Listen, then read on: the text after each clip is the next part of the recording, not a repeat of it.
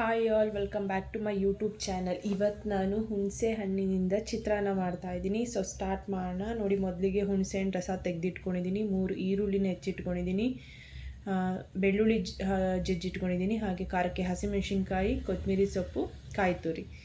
So ಈಗ ಇದನ್ನೆಲ್ಲ ಸೈಡಲ್ಲಿಟ್ಟು ಈಗ ನಾನು ಇದಕ್ಕೆ ಒಂದು ಬಾಣಲಿ ತೊಗೊಂಡು ಒಂದು 4ರಿಂದ 5 ಸ್ಪೂನ್ ಎಣ್ಣೆ ಹಾಕ್ಕೊಳ್ತಾ ಇದ್ದೀನಿ. ಚಿತ್ರಾನ್ನಕ್ಕೆ ಎಣ್ಣೆ ಜಾಸ್ತಿ ಹಾಕಿದ್ರೇ ಚೆನ್ನಾಗಿರುತ್ತೆ.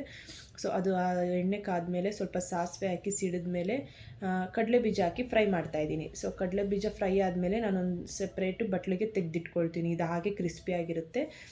ಸೊ ಈಗ ನಾನು ಅದಕ್ಕೆ ಜೀರಿಗೆ ಹಾಕಿ ಫ್ರೈ ಮಾಡ್ತೀನಿ. ಜೀರಿಗೆ ಆದಮೇಲೆ ಬೆಳ್ಳುಳ್ಳಿ ಜಜ್ಜಿಟ್ಕೊಂಡೋದಲ್ಲ ಅದನ್ನು ಹಾಕಿ ಸ್ವಲ್ಪ ಕೆಂಪು ಹುರ್ಕೊಳ್ಳಿ. ಈಗ ಅದಕ್ಕೆ ನಾನು ಹಸಿಮೆಣಸಿನ್ಕಾಯಿ ಹಾಗೆ ಈರುಳ್ಳಿ ಇದಿಷ್ಟು ಹಾಕಿ ಫ್ರೈ ಮಾಡ್ಕೊಳ್ತೀನಿ. ಇದು ಫ್ರೈ ಮಾಡೋ ಟೈಮಲ್ಲೇ ಇದಕ್ಕೆ ನಾನು ರುಚಿಗೆ ಉಪ್ಪು ಹಾಕಿ ಫ್ರೈ ಮಾಡ್ಕೊಳ್ತೀನಿ. ಈಗ ಅದಕ್ಕೆ ಸ್ವಲ್ಪ ಕರಿಬೇವಿನ ಸೊಪ್ಪು ಕೂಡ ಹಾಕಿದೆ. ಈಗ ಹುಣಸೆ ಹಣ್ಣು ರಸ ತೆಗೆದಿಟ್ಕೊಂಡಿದ್ವಲ್ಲ, ನಾವು ಈರುಳ್ಳಿ ಫ್ರೈ ಆದಮೇಲೆ ಈ ರಸನೂ ಕೂಡ ಹಾಕಿ ಚೆನ್ನಾಗಿ ಕುದಿಸ್ಕೊಳ್ಬೇಕು. ಇದು ಸ್ವಲ್ಪ ನೀರಾಗಿರುತ್ತೆ. ನೀವು ಚೆನ್ನಾಗಿ ಕುದಿಸ್ತಾ ಹೋದರೆ ಅದು ಒಂದು ಗೊಜ್ಜಾಗಿ ಫಾರ್ಮ್ ಆಗುತ್ತೆ. ಸೊ ಸುತ್ತ ಎಣ್ಣೆ ಬಿಡುತ್ತೆ, ನಿಮಗೆ ಗೊತ್ತಾಗುತ್ತೆ ಆವಾಗ ಇದು ಗೊಜ್ಜು ರೆಡಿ ಇದೆ ಅಂತ.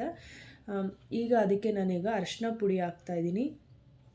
ಈಗ ನೋಡಿ ಚೆನ್ನಾಗಿ ಕುದೀತಾ ಇದೆ. ಸೊ ಸುತ್ತ ಎಣ್ಣೆ ಬಿಡ್ತಾ ಇದೆ ನೋಡಿ. ಈ ಟೈಮಲ್ಲಿ ನಾನು ಇನ್ನೇನು ಸ್ಟವ್ ಆಫ್ ಮಾಡೋ ಟೈಮಲ್ಲಿ ಇದಕ್ಕೆ ನಾನು ಜೀರಿಗೆ ಹಾಗೆ ಮೆಂತ್ಯನ ಹುರಿದು ಪೌಡ್ರ್ ಮಾಡಿಟ್ಕೊಂಡಿದ್ವಿ.